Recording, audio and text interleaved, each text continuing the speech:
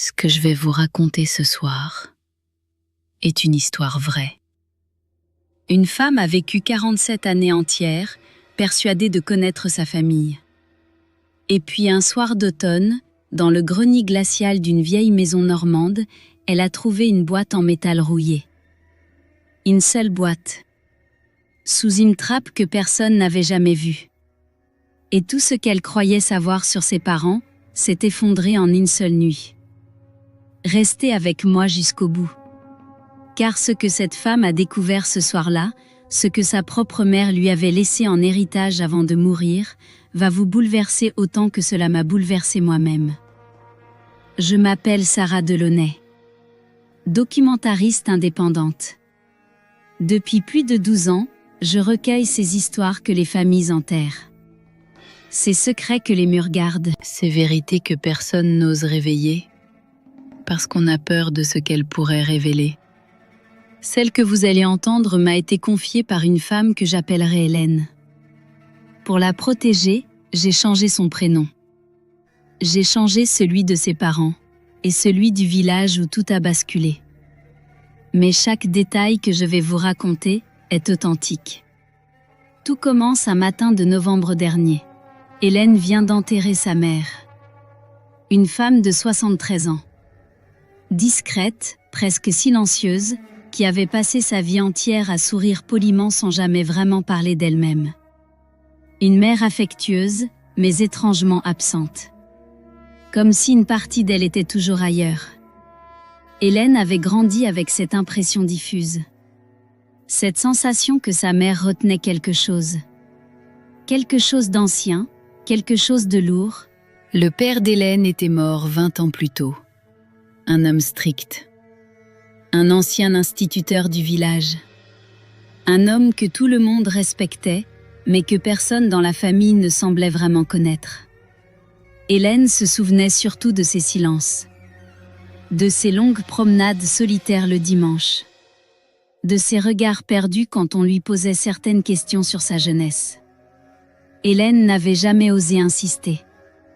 Dans cette famille, on n'insistait jamais. Après l'enterrement, Hélène se retrouve seule dans la grande maison familiale. 3 étages. Des couloirs trop longs. Des pièces qu'elle n'a pas ouvertes depuis son adolescence. Et un grenier où personne n'est monté depuis des années. Le notaire lui remet une enveloppe. Une enveloppe scellée que sa mère avait déposée chez lui 6 mois avant sa mort. À l'intérieur, un simple morceau de papier. 4 lignes manuscrites. L'écriture tremblante d'une femme malade. Va dans le grenier, sous la malle bleue. Soulève la trappe. Pardonne-moi. Hélène a relu ces mots 3 fois. Pardonne-moi. Sa mère n'avait jamais rien fait qui méritait le pardon de qui que ce soit. Une vie irréprochable. Une vie sans aspérité. Une vie de femme effacée. Elle est montée au grenier le soir même. Une ampoule nue qui pendait du plafond, de la poussière qui dansait dans le faisceau lumineux. L'odeur du bois ancien et du papier humide. Et au fond, cette malle bleue dont sa mère parlait dans la lettre. Elle l'a déplacée. Lentement, comme si elle pressentait quelque chose. Sous la malle, une trappe en bois clair. Une trappe parfaitement dissimulée dans le plancher. Une trappe qu'elle n'avait jamais vue de toute son enfance. Elle l'a soulevée. Et elle a découvert une petite cachette creusée dans les solives. À l'intérieur, une boîte en métal rouillé, de la taille d'une boîte à chaussures, fermée par un cadenas minuscule, avec une clé scotchée sur le couvercle. Hélène a hésité longtemps avant d'ouvrir cette boîte. 1 heure peut-être. Assise sur le plancher poussiéreux, les mains tremblantes. Comme si elle savait déjà que rien ne serait plus jamais comme avant. Avant que je vous raconte ce qu'il y avait à l'intérieur, permettez-moi de vous demander une chose. Si ces histoires vraies vous touchent, si elles vous tiennent en haleine comme elles me hantent moi, abonnez-vous à cette chaîne. Laissez un like sous cette vidéo. et écrivez en commentaire le mot Hélène. Cela m'aide énormément à continuer ce travail d'enquête. Maintenant, revenons dans ce grenier glacial. Hélène ouvre la boîte. Les charnières grincent. À l'intérieur, une dizaine de lettres pliées avec soin, des photographies en noir et blanc. Et un petit cahier d'écolier, à la couverture verte usée par les années. Elle commence par les photographies. La première montre une jeune femme qu'elle ne connaît pas. Brune. Fine, un sourire timide. Et à côté d'elle, son père. Beaucoup plus jeune. Souriant comme Hélène ne l'a jamais vu sourire de toute sa vie. Sur la deuxième photo, la même jeune femme, un nourrisson dans les bras. Le père d'Hélène se tient derrière eux. Une main posée sur l'épaule de la jeune femme. Au dos de la photo, une date écrite à l'encre bleue. 1956. 6 ans avant la naissance d'Hélène. 6 ans avant le mariage officiel de ses parents. Hélène a senti son cœur s'arrêter. Ce nourrisson, elle ne le connaissait pas. Cette femme, elle ne l'avait jamais vue dans aucun album de famille. Mais sur ce visage inconnu, elle reconnaissait quelque chose. Quelque chose de troublant. Quelque chose d'elle-même. Elle a ouvert les lettres, une à une, toutes signées du même prénom. Madeleine. Madeleine écrivait au père d'Hélène entre 1955 et 1962. 7 ans de correspondance. 7 ans de mots tracés à l'encre violette sur du papier fin. 7 ans d'une vie cachée. Dans les premières lettres, Madeleine parlait de leur projet. Une maison qu'ils visiteraient ensemble. Un mariage prévu pour le printemps. Une petite fille qu'ils venaient d'avoir. Une petite fille qu'ils avaient appelée Claire. Claire. Une demi-sœur. Une demi-sœur dont Hélène n'avait jamais entendu parler. Pas une fois. Pas un seul mot, en 47 ans. Mais à mesure que les lettres avançaient, le ton de Madeleine changeait. Les rendez-vous manqués se multipliaient. Les promesses devenaient floues. Et les mots d'amour laissaient place aux supplications. Madeleine implorait. Madeleine ne comprenait pas. Pourquoi le père d'Hélène ne venait plus la voir? Pourquoi il avait cessé de répondre à ses lettres? Pourquoi il l'avait laissée seule avec leur fille, dans un appartement glacial, sans argent, sans nouvelles? La dernière lettre datait du 14 mars 1962. 3 mois avant la naissance d'Hélène. Et cette ultime lettre, cette lettre déchirante, était une lettre d'adieu. Madeleine y écrivait qu'elle n'en pouvait plus, qu'elle savait qu'il s'était marié avec une autre, qu'elle savait qu'il attendait un autre enfant, qu'elle savait qu'il l'avait choisi elle, pour des raisons d'argent et de respectabilité, et qu'elle ne pouvait plus continuer à vivre dans ce mensonge. Elle écrivait qu'elle allait confier la petite Claire à sa sœur aînée et qu'elle allait partir pour toujours. Hélène a posé la lettre sur le plancher. Ses mains tremblaient violemment. Elle a pris le petit cahier vert. C'était l'écriture de sa mère. Une écriture ronde, pleine. Une écriture qu'elle reconnaissait entre mille. Et sur la première page du cahier, une seule phrase. Je savais. Depuis le début. Je savais tout. Sa mère avait tenu ce cahier comme un journal pendant plus de 40 ans. Elle y racontait tout. Comment elle avait découvert l'existence de Madeleine quelques semaines avant son mariage. Comment elle avait découvert l'existence de la petite Claire. Comment elle avait choisi de se taire.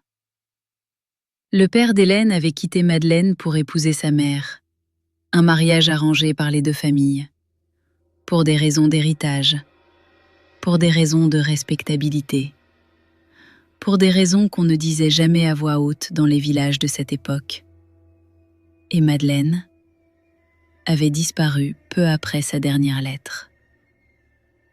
Mais le journal de la mère d'Hélène allait plus loin, bien plus loin que cela. Madeleine n'était pas morte de chagrin.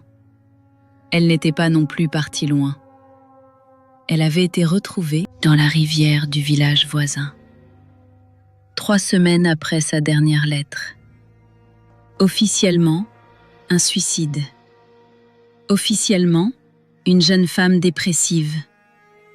Officiellement, une affaire vite classée par la gendarmerie locale. Mais dans le journal de sa mère, Hélène a découvert une question. Une seule question. Répétée des dizaines de fois sur des dizaines de pages. Est-ce que mon mari est allé la voir ce soir-là? Hélène est restée immobile pendant des heures. Le grenier était devenu glacial. Elle ne sentait plus ses doigts. Elle ne sentait plus son corps. Elle ne sentait plus rien. Toute son enfance défilait devant ses yeux. Les anniversaires que son père oubliait étrangement chaque année. Les photographies qui manquaient dans les albums de famille. Les questions auxquelles sa mère répondait toujours par un sourire évasif. Et ces longs dimanches où son père disparaissait pendant des heures entières. Tout prenait soudain un sens terrible. Son père, l'instituteur respecté du village, l'homme strict au long silence, l'homme qui partait marcher seul tous les dimanches, avait peut-être fait quelque chose d'irréparable. Pour effacer une vie qui le gênait. Pour effacer une femme qui menaçait sa nouvelle existence.